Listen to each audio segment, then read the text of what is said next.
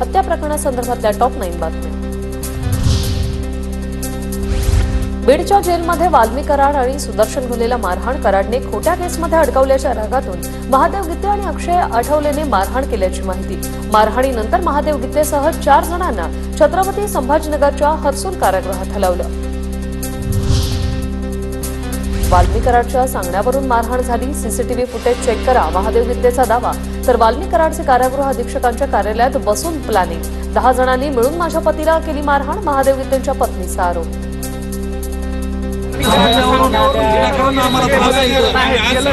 CCTV check करण्यात यावी। वाल्मी कराडच्या सांगण्यावरून आम्हाला मारहाण झालेली आहे। अंदर मारना या वरना सब कुछ माफ है। कराडला तुरुंगात मारहाण झाल्याच्या वृत्तानंतर शशिकांत गित्ते नावाच्या फेसबुक अकाउंटवरून पोस्ट। शशिकांत उर्फ बबन गित्ते 9 महिन्यांपासून फरार। वाल्मी कराड आणि घुलेला झालेल्या मारहाणीचे वृत्त तुरुंग प्रशासनाने फेटाळले। फोन लावण्यावरून 2 कैद्यांमध्ये वाद, मात्र घुले आणि कराडचा संबंध नाही, तुरुंग प्रशासनाकडून स्पष्ट।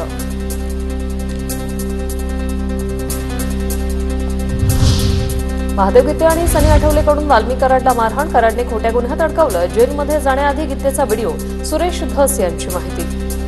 महादेव गित्ते आरोपी, मला वाटतं त्यांनी फेसबुक व्हॉट्सअप पोस्ट टाकल्या होत्या की मला कशा पद्धतीने गुंतविण्यात आलंय, मी या गुन्ह्यामध्ये नाही।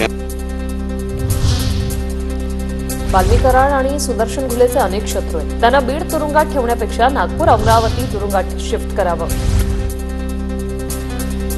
भाजप नेते सुरेश धस यांची मागणी।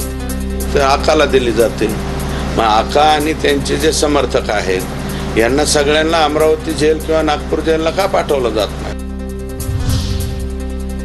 संतोष देशमुखांवर आरोप करण्यासाठी वापर करण्यात येणाऱ्या महिलेची कळंबमध्ये हत्या। महिला 5 वेगवेगळ्या नावांनी वावरत होती, अंजली दमन यांचा दावा।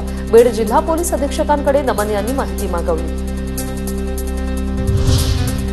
धाराशिवच्या कळंब शहरात महिलेची हत्या। 5 ते 6 दिवसांपासून महिलेचा मृतदेह घरात पडून होता।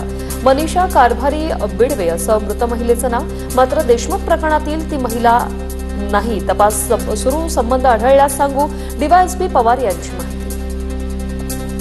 अद्यापर्यंत असं कोणतीही बाब आम्हाला निष्पन्न झालं नाही की संतोष देशमुख हत्या प्रकरण आणि ही महिलाचा आणि ह्या महिलेच्या तपासामध्ये मृत्यूच्या कारणामध्ये अनैतिक संबंधातून प्राथमिकदृष्ट्या ही हत्या झाल्याचं दिसून येत आहे। त्या महिलेबाबत कहाणी सांगितली जाते, पण वाल्मी कराड मुख्य सूत्रधार हेच माझं सांगणं। जितेंद्र आव्हाड यांचं वक्तव्य। असं म्हणतात की त्या महिलेला सांगितलेलं की तू त्यांना बोलवून घे आणि अशी एक कहाणी सांगितली जाते। पहिल्या दिवसापासून माझं म्हणणं होतं की ह्या खुनामागचा मुख्य सूत्रधार हा वाल्मी कराडच आहे।